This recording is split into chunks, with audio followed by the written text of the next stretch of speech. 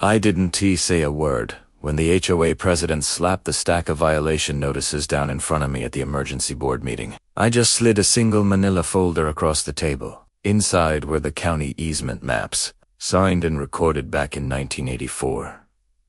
Their lawyer's eyes flicked down at the stamped seal, then back up at me, and I watched the color drain from his face. The president was still yelling about trespassing across private HOA property, but her voice started to sound thin, like static on a radio that's losing its signal. I leaned back in my chair and let the silence do the work. I wasn't looking for a fight when I bought the place. That's the part that still makes me shake my head. My wife and I moved out here because we wanted peace, not politics. We'd spent most of our lives in the city.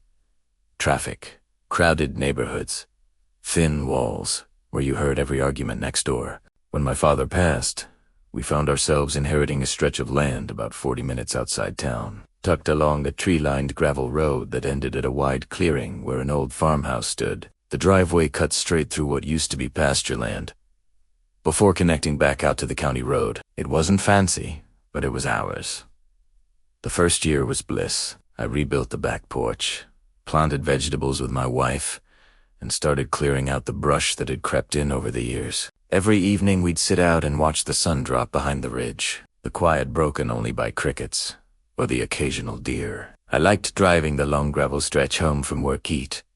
Felt like a transition into a different world. A slower one. No one bothered us, and we didn't bother anyone. At least, not at first. The first sign of trouble was literally a sign. One afternoon I came home to find a brand new post planted at the edge of the driveway. Bright white, aluminum letters bolted across. Private road. HOA access only. At first, I thought it was meant for someone else. I had never joined an HOA, never signed any paperwork, and as far as I knew, our land predated whatever development had sprung up nearby. But the message was clear.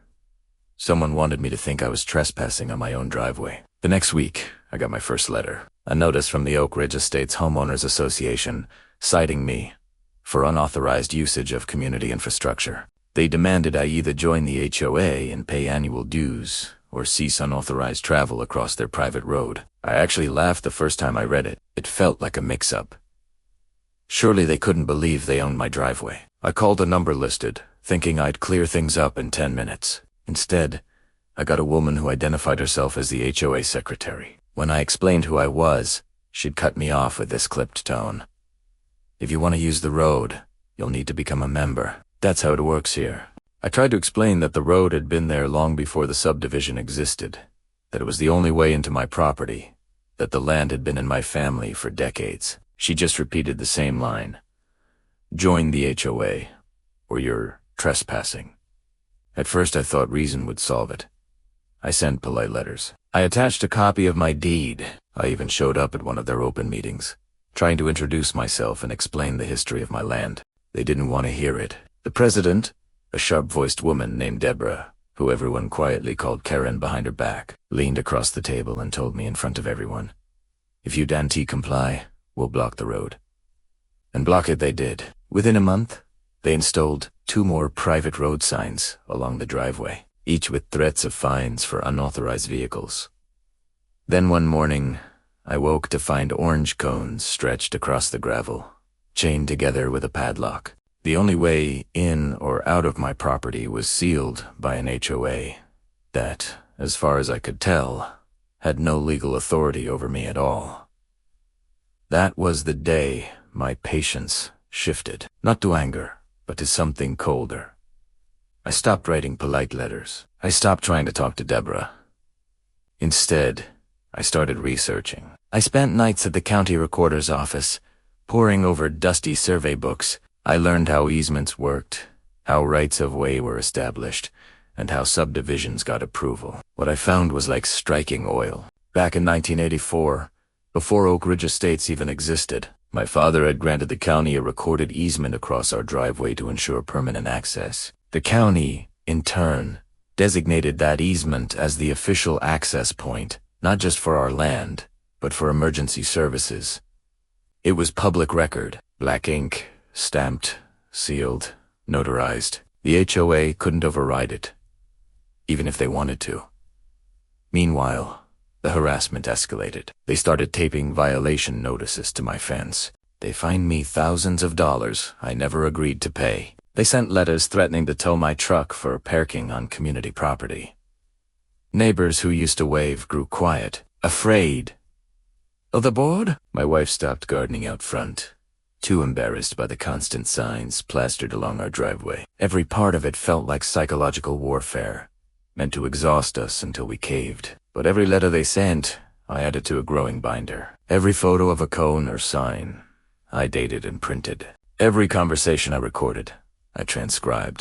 Piece by piece, they were building my case for me. The turning point came when Deborah herself showed up at my gate, clipboard in hand, telling me I had one last chance to join before they filed suit. I remember standing there, the late afternoon sun slanting through the trees, listening to her rattle on about community standards and shared ownership.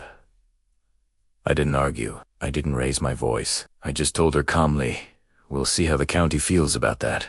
The flicker of doubt that crossed her face was small, but I caught it. By the time the emergency board meeting rolled around, the one where they thought they'd de-corner me, I was ready. They had filed a complaint, claiming I was using their road illegally.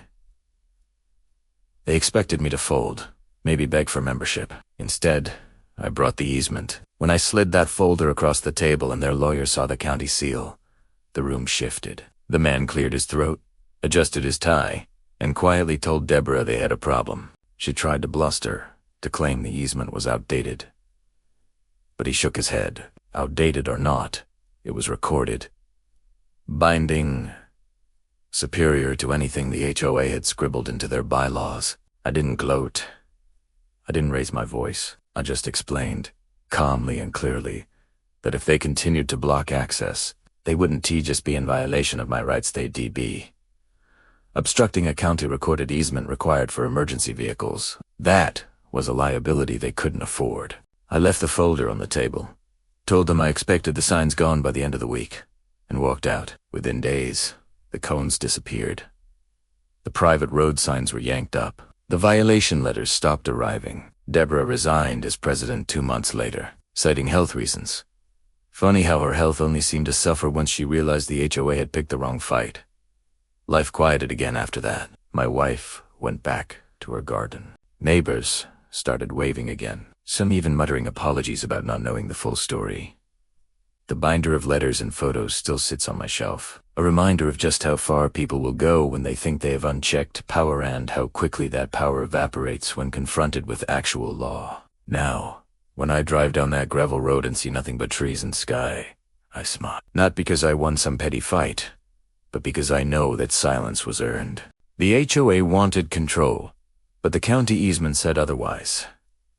And every time I pull into my driveway, I think the same thing. They should have read the records before posting those signs.